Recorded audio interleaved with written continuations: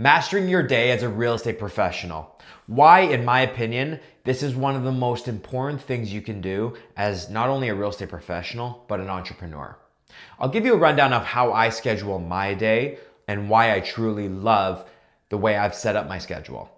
So when I wake up fairly early in the morning, let's say somewhere between 6 and 7 a.m., depending on the season. Obviously, being in Canada, it is challenging to wake up at 6 a.m. in the winter. You're cold, your bed's so warm, it's tough.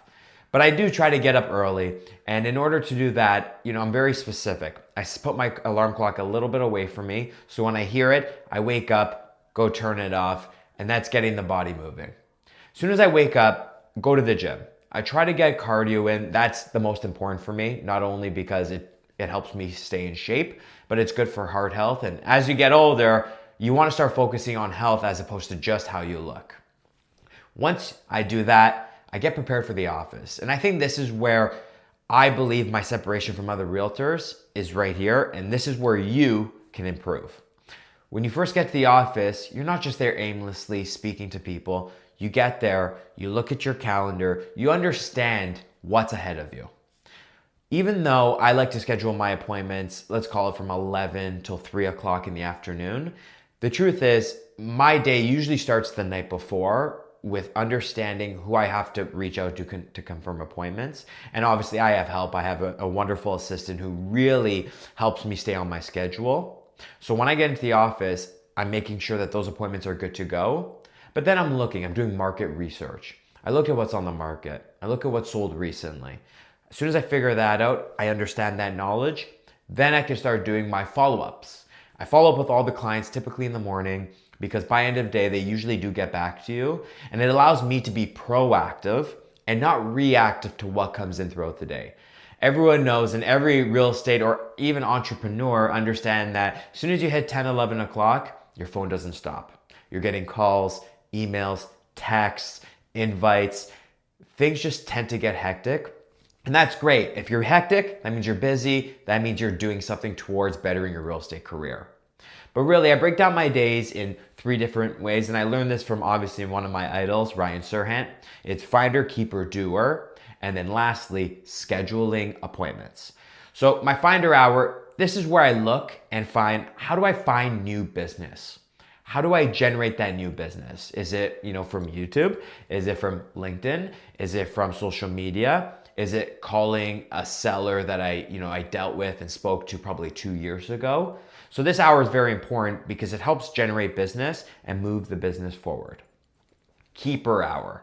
So keeper hour is let's call it boring hour, but in my opinion, it's very valuable because this is how you're keeping your money and how to generate and spend your money in a proper way to get you more business. So during the keeper hour, I'll look at investments, I'll look at the money out, I'll look at stuff that I'm invested in the real estate business that may not have worked.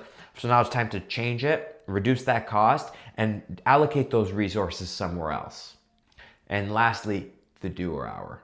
So the doer hour is if I have a client call at 9 a.m. or 10 a.m. and they say, Dorian, I would love a CMA on my house and I want to know your opinion and when you can come pitch it. During that doer hour, I'll put together the entire market analysis and then I will schedule a call with the client. So I typically do that near the end of the day because that allows me to sit down. My phone is not as busy as call it around 5, 6 o'clock at night. It allows me just to get there and really analyze without distraction. So that hour is extremely important because when you're doing that, all that little work that really needs your attention, you're not being distracted and pulled other places. And of course, your days are going to change. Not all days the same. So you do have to be flexible with that hour.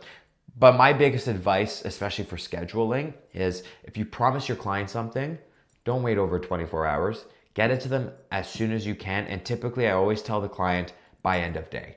That allows me to go through my day of appointments and crazy emails and calls and texts. And allows me to focus and do what they want. And I want to make sure I do it exceptional so they remember that I really took the time and have the attention to detail that they're looking for. Lastly, scheduling showings, listing appointments.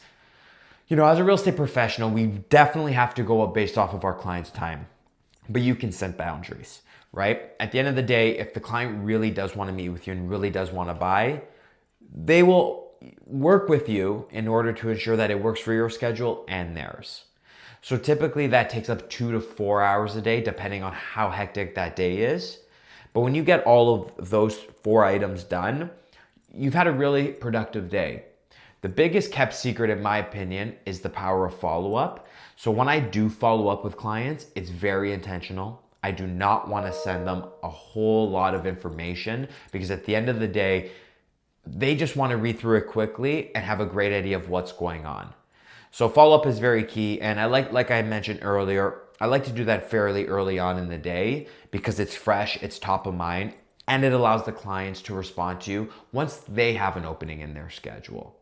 So really, that to me is a very productive real estate day, but it all varies. You know, I'm a morning person, so this works for me. If you're someone who likes to sleep in a little bit longer, there's absolutely nothing wrong with it. As long as you're maximizing the hours that you're up and you're working hard, then you're okay. So if you do have any questions, please let us know. But remember, finder, keeper, doer hour. Thank you, Ryan Serhan. I appreciate the insight on that. Follow-ups, extremely important. So please slot at least 1 to 2 hours a day on that. And appointments. The more appointments, the better it is, as that's an income generating activity. Good luck.